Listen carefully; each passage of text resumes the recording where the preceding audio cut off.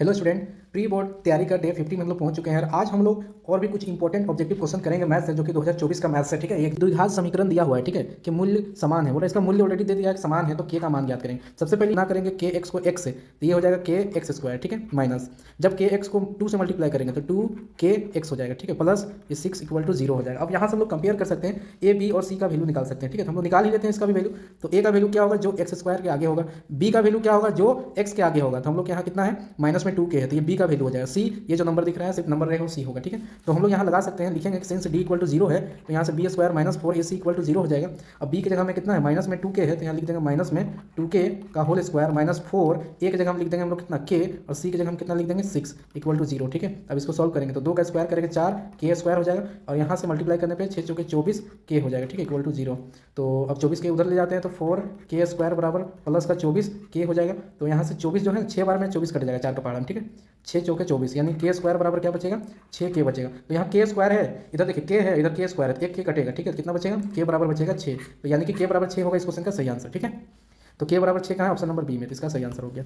AP 3 plus root 2 और 3 plus 2 root 2 और 3 plus 3 root 2 का सार्वंतर क्या है। सार्वंतर निकालना है सिंपली आपको, सार्वंतर। तो हम लोग जानते हैं सबसे पहला वाला को हम लोग A1 बोलते हैं, उसके बाद वाला A2 होता है, उसके बाद A3, उसके बाद वाला A4 होता है। ठीक है, और हम लोग डी निकालने का फॉर्मूला भी जानते हैं। डी मतलब सार्वंतर क्या होता है, A2 माइनस A1, यानी आगे वाला नंबर में से पीछे वाला माइनस कर देना है। तो आगे वाला नंबर कितना है, 3 प्लस रूट 2 माइनस यहाँ कितना है 3 है। ठीक है, तो 3 प्लस में या 3 माइनस में घट गया, बचा कितना रूट 2। तो डिस्क्रिमिनेंट कितना मिल गया, रूट 2 बच गया। ठीक है, इस क्वेश्चन का सही आंसर क्या होगा, रूट 2, जो कि ऑप्शन नंबर सी में आपको दिख रहा है। ठीक है, एपी है, एपी में कितना है -3 -1/2 और 2 है। इसका 10वां पद क्या होगा वो ज्ञात करना है आपको। ठीक है, इसका 10वां पद निकालना है, बहुत इजी होने वाला है क्वेश्चन। तो सबसे पहले हम लोग क्या करते हैं, ए निकाल लेते हैं। ठीक है, ए का वैल्यू हम लोग पास में -3 हो गया, और डी निकालने के लिए अभी आपको बताया ऊपर क्वेश्चन में कैसे निकालेंगे कि A2 माइनस A1 कर लेंगे।